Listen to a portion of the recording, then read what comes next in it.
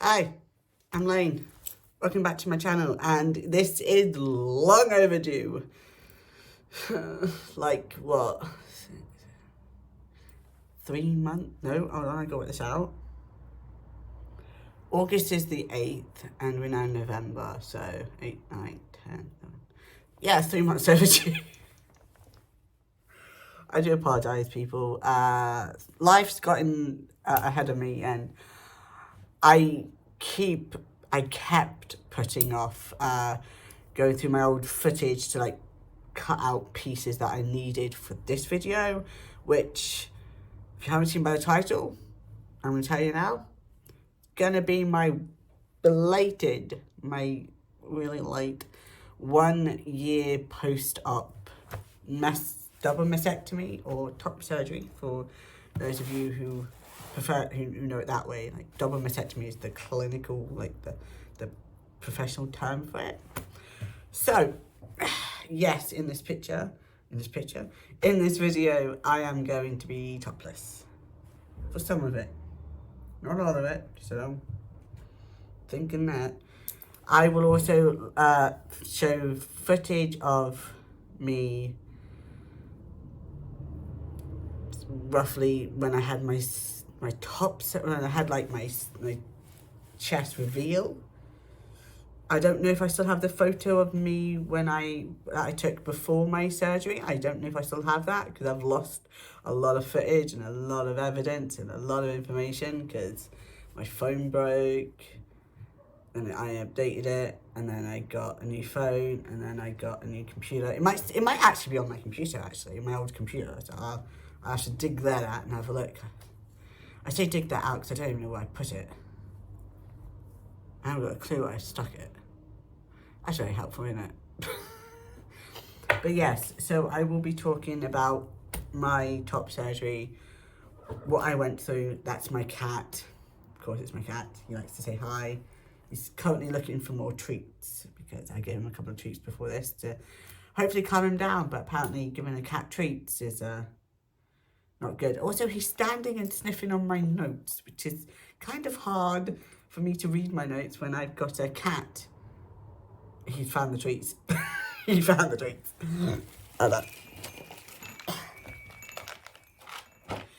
So, cut that out. So yeah, he's standing on my notes. I like to point out that I did not, in actual fact, cut that out. And I could not be happier. I can tell you, like, I've wanted, one moment.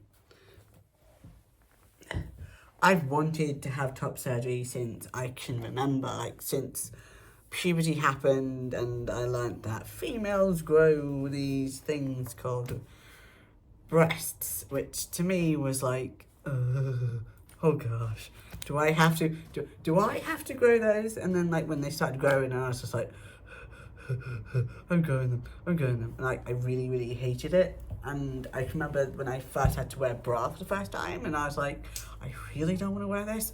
I really don't want these. I know why. And like, of course, when I was going through puberty, I had never heard of the term transgender before, and I didn't know that was me. I just thought, I'm just a weird kid that everybody likes to bully because I'm from a different part of the UK and I'm in a new place and stuff like that.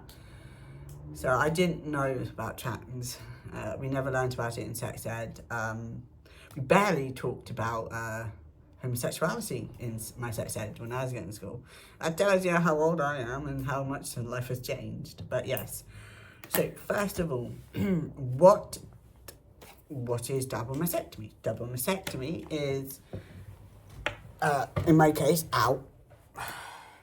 where they cut like underneath where the boob is, like where the breast is. They take out the breast tissue and then they sew it back up. They also cut off the nipple, and then they cut around the nipple to make it less like make it more masculine looking, because newsflash, men's nipples aren't actually circular, they're actually kind of oval. kind of egg-shaped in a way. Kind of little things that you learn and you're like, huh, don't know that. But yeah, so you don't have to have your nipples regrafted back on.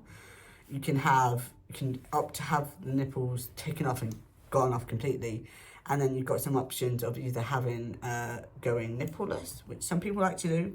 If you like to do it that way, you'd do it that way. Or you can have your nipple, a nipple 3D tattooed onto you, which I know someone has done.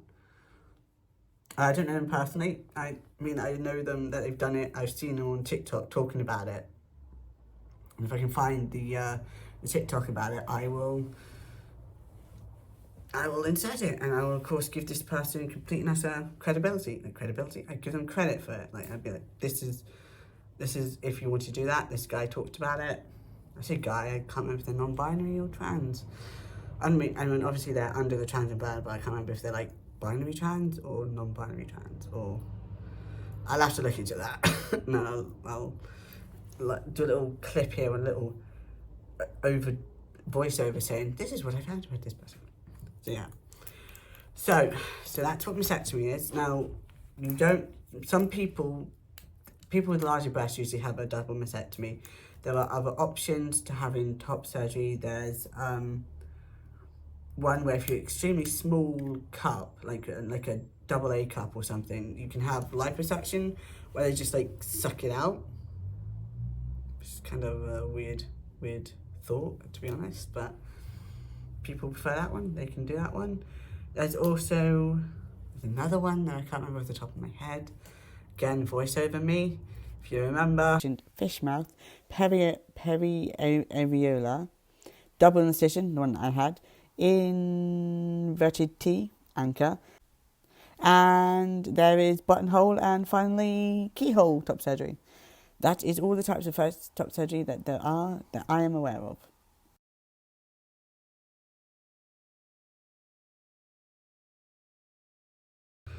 So, I went to the Parkside Hospital in London, Wimbledon, actually, not Victoria. It's a different place. I went to the one in London, Wimbledon. And I was on the waiting list. I'd been on the waiting list, I think I went on it in July 2001. And I was told by my gender clinic, if you haven't heard anything back from the people by December, like the GNRDSS, like the waiting list people, if you haven't heard from them by December, let us know and we'll like chase it up for you. And I was like, yeah, sure, okay. And then December came, I hadn't heard anything, so I was like, okay, this is weird. So I like spoke to my gender clinic. They contacted the GNRDS about the referral, and they're like, oh, we sent them, like, according to the waiting list people, they sent off my referral, but they don't understand why I hadn't heard anything, like, saying that my referral had been accepted. So they resubmitted my referral, and that was in, like, December 2021. Then I would say late March, early April 2022, I had a letter from Parkside Hospital in Wimbledon saying, we'd like to offer you a consultation. And I'm like, I'd always thought that surgery, though it is what I want, it's like a long process, like to get from referral to like surgery. I thought it's gonna take like years before I even hear anything back. And then I like heard back within like 3-4 months, and I was like, I was not expecting to hear from you. And then there was a bit of a complication with my referral. It turns out that they sent it twice, and they sent it in two different, slightly different names. And one of the names, I had a letter back saying, we can't foresee us giving you the surgery for 2 years, so we're transferring you to someone else.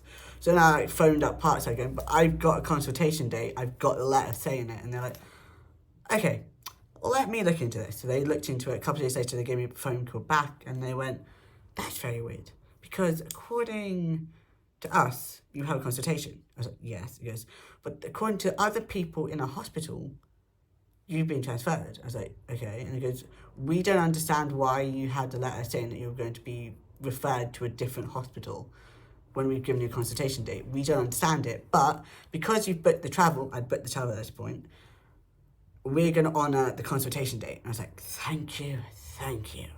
Because I was honestly like, if I have to wait 2 years more than what I should have because I have a consultation date, I'm not going to be a happy bunny, shall we say. So then they're like, yeah, great, cool. And then May 3rd, 1 week before my for my 32nd birthday, I'm just trying to how old I am this year. I'm pretty older than I thought I was. But so then, like, I think it was May 3rd. I'm gonna have to double check, but pretty sure it was May 3rd. And they're like, yeah, here we go. So I went to London with my cousin. They came down with me on the coach. It was like, we were on the coach for 12 hours. Like, there and back, it was 12 hours for the total ride. Like, the trip was like 12 hours, and well, it was knackering. But we got there. I got seen to. The consultant, Miss Catherine Milroy, lovely surgeon, was a little surprised that my boobage, shall we call it, was very full and pert, as he classified it. And I'm like, I don't really want to hear about my extra weight that I've been carrying as being full and pert. But then she's like, no, as far as I'm concerned, you are in a stable mind, you've got support, you've got a place to go to afterwards. I'm not seeing any reason that we can't offer you this holy grail, as I would classify it. I would classify it as like a holy grail type of surgery. It's like, we can do this. And I was like, oh my goodness. And then Miss Catherine Morrow said, it's about 8 months. So she's like, well, it's around about 6 or so months or so. Once you've left here, I'll put it in my diary. We'll work it out, like dates we can offer you, and then you'll get a phone call in about 6 to 8 months' time, giving you a actual surgery date. And I was just like, okay, great. Like, my brain just kind of went, 6 to 8 months. It was now in May, 6 to 8 months. We're getting closer to December. I was like, is this going to be like my early Christmas present or something? Newsflash, it wasn't even Christmas. And then, like, I think it was June time. Like, towards the end of May, beginning of the June. I get a phone call from Parkside, and I was not expecting a phone call from them. Definitely not that early anyway. And I was like, hello. He goes, is this Lane, blah, blah, blah, Tomlinson? And I was like, yeah. He goes, we have a date for your surgery. We can do it on the 2nd of August this year, like 2022. And I'm like, oh my goodness, that's amazing. Thank you. Yes, I will take it. Yes, I will take it. Yes, I will take it. And then when they like said, oh, we need you to fill out this thing, we're going to send you some things in the email for you to print off and like go through it and everything. I was like, yep, I'll happily do that. And then as soon as I hung up, I just kind of went, you know when I would classify it as like deer in the headlights moment, where your brain is like buffering. If you've ever used the Wii Fit when it was very popular, and you stand on it to like measure your height, not like your weight, and how your stances, and like if you're off balance and off kilter, and you go buffering, or measuring. My brain was buffering repeatedly, And I have actually done a video of like soon as my brain like started to process. And then a very good friend of mine, Adam, I really, really do appreciate what Adam's done for me. He got me a hotel room for the week of my top surgery, and my best friend Matthew came with me, stayed with me, to look after me and stuff. And I had my top surgery at around about, I'd say about 10 a.m. on the 2nd of August 2022. I wasn't going to be first because I'd asked the surgeon on the general surgery, like, where do I stand in the whole week, and like, what number am I? And she goes, you're not going to be first. That's pretty much not obvious because they're still waiting for your notes to come in from the actual pre-surgery place. They had forgotten to send them on, and they were stuck in an office. But she said, but you're ready to go. You're more ready to go than the other person, like I think the third, who ended up being third person. You're more ready to go. You like sorted out. You got your socks on. You got your gown on. You're all done and everything. So you'll probably be second. If by the time we've done the first surgery and your notes haven't arrived, we'll just wing it. We'll just go with the flow. We'll just wing it. Thankfully, my notes arrived.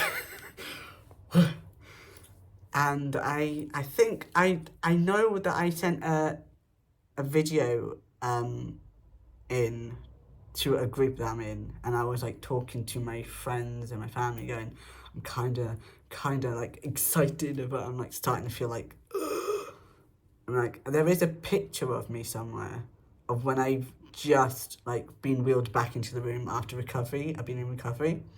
And my face, I am so out of it. You can just tell that I am not physically, like mentally, I'm not on planet Earth.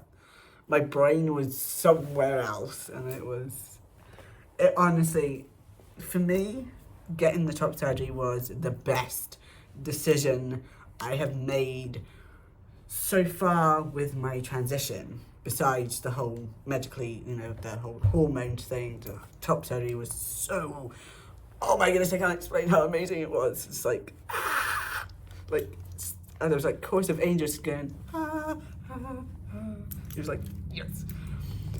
Then came the thing that I was dreading, the healing. And let me be 100% honest with you guys here. I never had an invasive surgery before. I have had 24 operations on my ears, 12 on each ear when I was younger. I've had my tonsils removed. I've had teeth removed under general anaesthetic. I don't think I've actually ever had an invasive major surgery as having my how much was they weigh? I think they came to like 1.5 kilos for the two of them. So it's like 75 pounds of kilograms. No, 75 grams, 750 grams of fat removed before. So I didn't know how I was going to heal. I was like worried. Like I thought, because I'd been told, you'll walk around like this. You'll walk around with your T-Rex arms. You won't be able to move much. You won't be able to reach far down. You won't be able to stretch up properly because you've got scars. You don't want to rip the stitches out. And obviously you won't be able to shower for a while. And I was like, oh, this is the part that's probably going to just be the worst part. And when the surgeon came in after, like a day later, like the day I was being discharged, because in Wimbledon they only keep you in for a single night, for a day and a night, and then you go home the next morning. And you only have drains in for like that day after your surgery, that night, and then they take them out for you to go home. So I didn't have my drains in, so. And then she was like, yeah, okay, so your surgery went really, really well. There were no complications. I'm pretty pleased with how things went. And I am more than satisfied to discharge you from the hospital. I was like, great, thank you. And then I said, how long do I have to be before I can like have a shower or a bath or something? And she goes, 1 week. Now this is what she said, okay? Please ask your surgeon what they suggest and what they recommend. Do not go on what other people have said, because every surgeon has a different thing. Everyone. No two surgeons are the same. So ask as many questions as you can, get as much information as you can, and then you know what you're doing. And my Mr. Catherine Miller said, a week.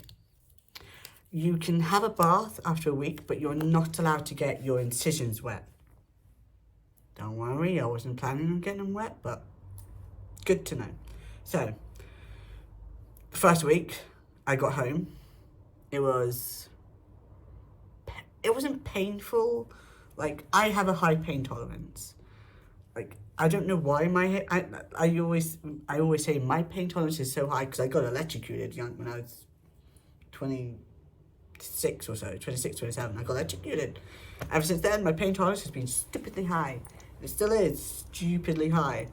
Because, like, I was supposed to take pain medication, but after a while, I didn't feel like there was no it was mild discomfort, zero pain. I didn't have much pain. And then I just moved on from there. Sitting up, slouching in bed, trying to sleep, however, 0 out of 10, I do not recommend. It was not fun, just lying there, just kind of going to sleep and going, I can't sleep, I need to sleep, I can't sleep. Because I'm mimicking sleep now, my brain and my body are like, yeah, you should have a nap. Thanks. So I was like stressing out and all this lot.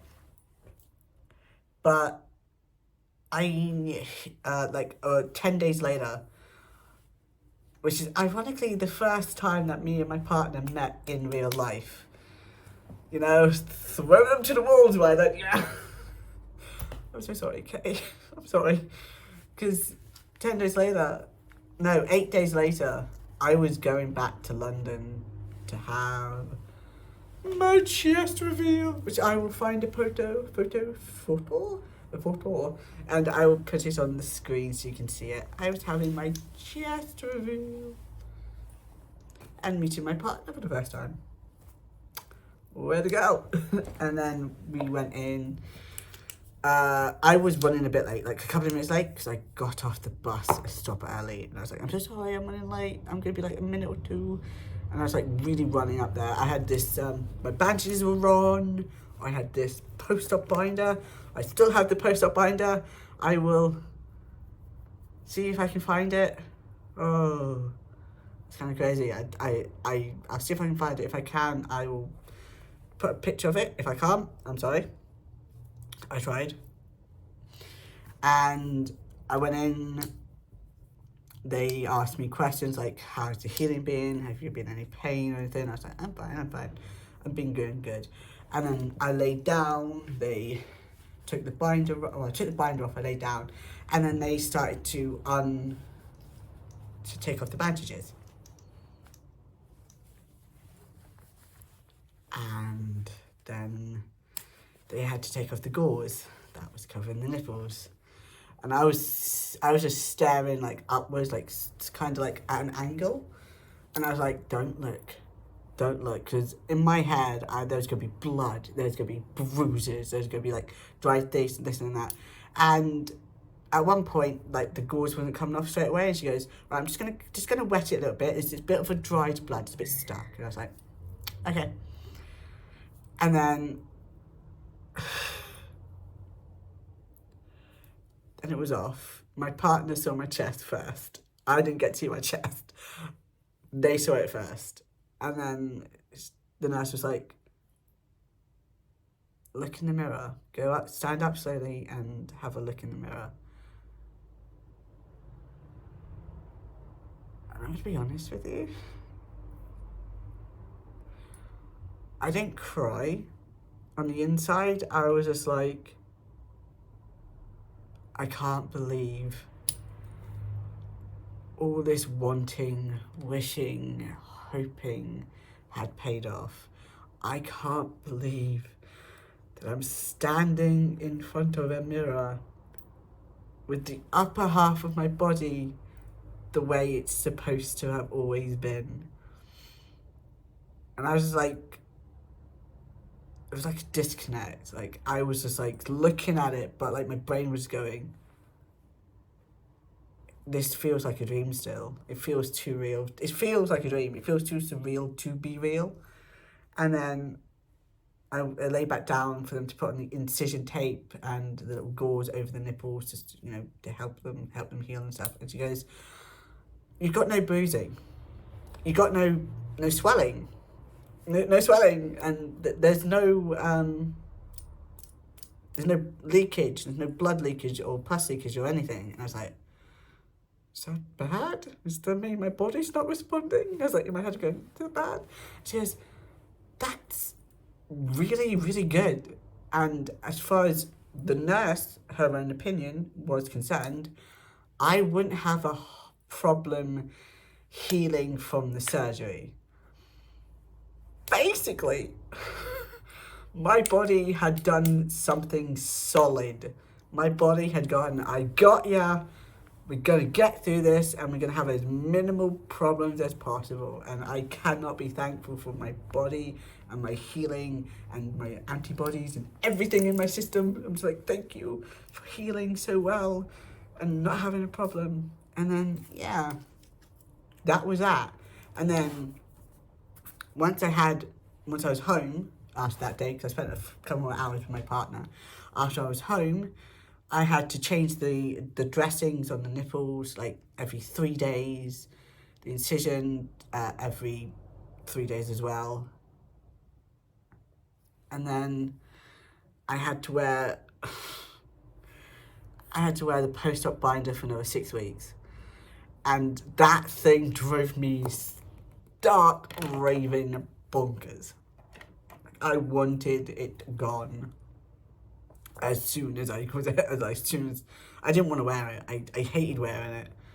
I'd like do it up and I'd be like, I'm wearing a binder again. I got no tits. Why am I wearing a binder? I got no boobage. Why am I wearing a binder? Why?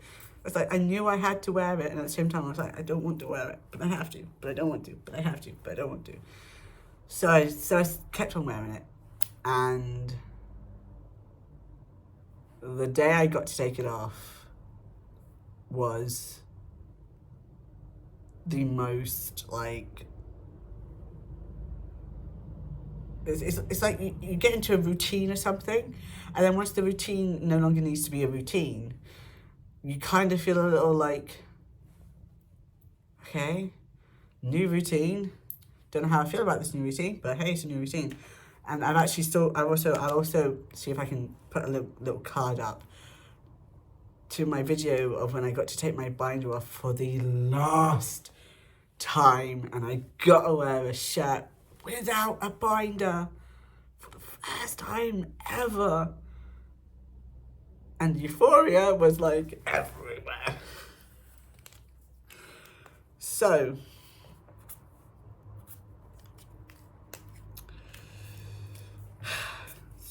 that was that.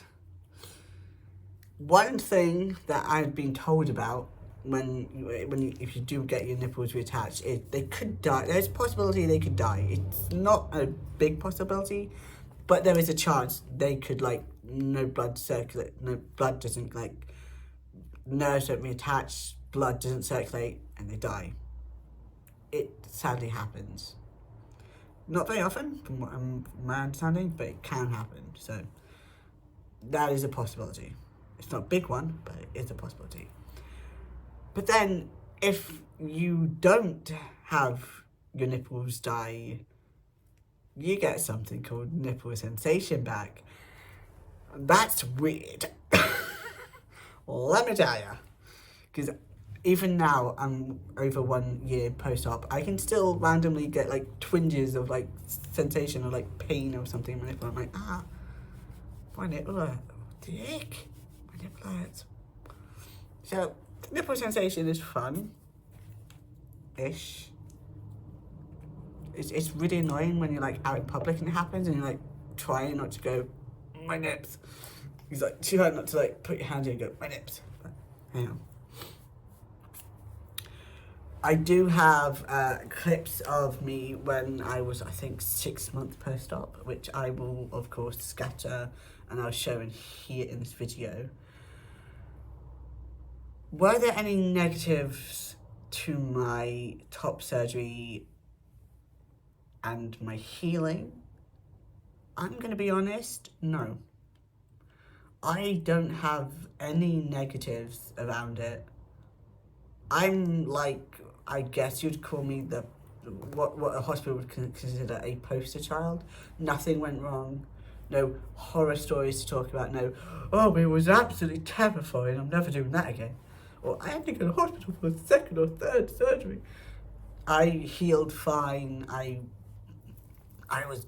was good. Like, I was good. Positives? I think everything about my surgery is a positive. Like, the surgical team were amazing. The nurses who looked after me were amazing. The hospital food was amazing. The hospital itself was amazing. I didn't get misgendered, not once. I didn't get looks or people like talking. No, everything was fine. I mean, when I was in hospital, because it was in August, and if you remember all summer last year, you know that it was a blistering summer. And I did ask for a fan because I was like, I'm dying, like feeling like I'm dying here. I'm in the hospital, I'm in the bed, and I'm dying of like heat stroke or like I was really warm. They managed to find me the only fan that they could spare, and they gave it to me, and I was like, I am so thankful for you, thank you, thank you, thank you. So, everything was positive. Everything's positive.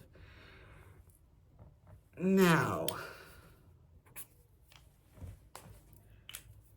one thing that happened with me once my euphoria, and I am still euphoric, even now, still euphoric. Once my euphoria had like died down a little bit, my dysphoria, it didn't rear its ugly head around my chest area anymore. That's completely gone. Like, there's no dysphoria about my chest. Like, I'm glad about my chest. The dysphoria moved down south. Like, when I learned about trans, I was like thinking, okay, so what do I want my transition to entail? And I knew that I didn't like my lower female genitalia region, to use a proper terminology in a sense. I was like, I don't like the fact that I have a female, I have female genitalia. I don't like it. So I want to get rid of it. Which usually means lower surgery. And ever since I was younger, I always used to say that I'm never having kids. Now, me and my partner, we have talked about it. We would like kids, but I have specifically pointed out I will not carry or birth any children. In fact, when I spoke to my gender clinic this year, I think July this year, I did say that I wanted to have a full-on hysterectomy. I want everything removed. I want a vaginectomy, which is when they sew up the vagina so that it can't be used ever again. The cave is closed.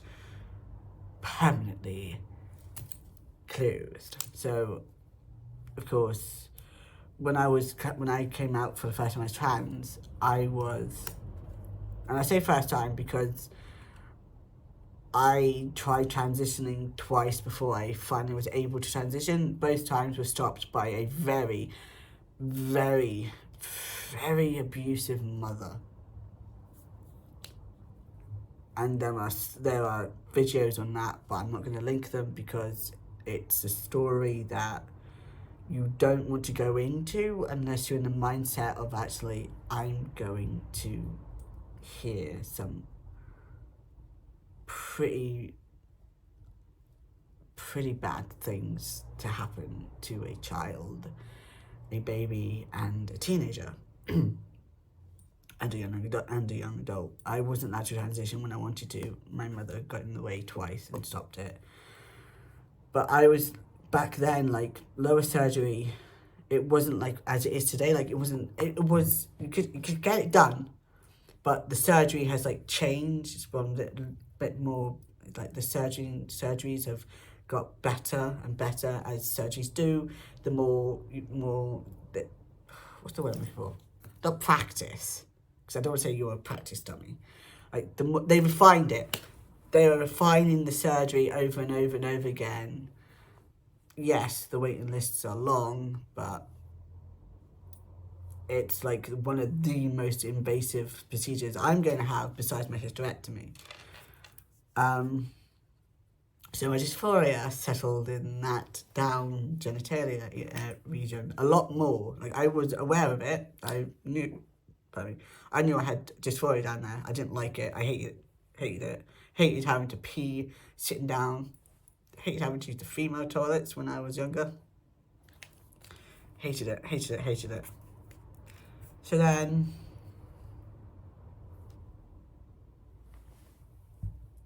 I had to think about what type of lower surgery I wanted.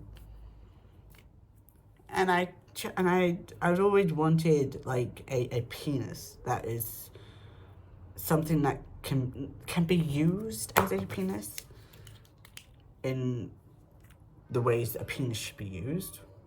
I'm just trying to be delicate around the situation. And that was pretty much something that I knew I wanted since I learned about being trans. And I was like, hey, I can get the female genitalia replaced with the male genitalia, which is what I want, what I need, in the sense to help with my dysphoria. I need to have that done. So that is my next surgeries based on my hysterectomy and my lower surgery. I have spoken to my partner about this, and I think I'm going to have my hysterectomy before I get my lower surgery. You can have them done at the same time. I just don't like the thought of one complication could affect the other one, and I'd rather not. So yeah, my next surgery is hysterectomy and lower, and that's going to take some time. That's a long waiting list for the lower, especially stage 1, and that's fine. I am willing to wait. I have made it this far. I am willing to make it even further. So I guess that leaves just one last thing, which I will again put up on the screen. Before you'll see the 1 or 15-month post-op reveal. Have a reveal that happened when I was 4 months post-op. And you can see the difference. It's big.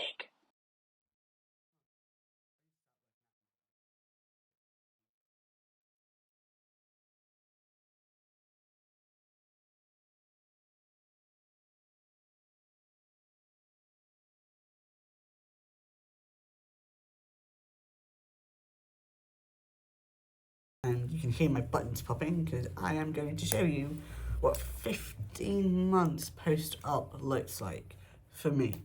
I did shave my chest, which is probably why I'm very, very cold, because I've got no hair on it anymore. Oh, it's cold. Oh, I've got cold hands. Oh, but so, you ready? You ready? Okay. This is what 15 months post-op looks like. Hold on, let's bring this forward a bit. There we go. As you can see, you can see my scars are kind of wide here. That's where the incision, and also where my drains were. My drains were right here. So there's that. And then we've got the front, which is still there, but it's like this part is more or less faded. It's still here on this side. You can still see it. It's still there. Now, when I had my surgery, my surgeon told me to use bio oil to, like, help heal the scars and things. I used it a few times, about three months or so, and then I stopped primarily reason being, is I don't care who sees my scars. My scars don't make me who I am. My scars are my scars. And I want them to heal in their own time and to fade in their own time. I'm not in the... I mean, yes, I would like to get a chest tattoo. I've already decided what I want to get. But I'm willing to wait as long as it takes. So yeah. Oh my goodness, this is nearly 14 minutes long, and I need to condense this. So that's my 15 months update. Nipple sensation is still there. Everything's healing. Everything's healed fine. You've seen what they look like. And a little update on my life at the same time. So in the meantime, until my next video, which will probably be next week at some point, because I got something happening tomorrow that I'm kind of about. But I'll let you know that when I decide to let you know that, okay? In the meantime, look after yourselves, look after your mental, look after your sexual and your physical health. Please look after yourself. Drink plenty of fluids, preferably not alcohol. We're trying to keep ourselves hydrated. So I would say water, but I can't stand the taste of water, so I'm not going to give you advice that I'm not going to follow myself, okay? So drink plenty of fluids, eat plenty of foods, look after yourselves, look after your loved ones, check on your neighbours, check on your friends. It's anyone who is feeling low or in a low mood, make sure that they're okay, they're safe, they know they can talk to you if they need to. And I will see you in the next one. Peace.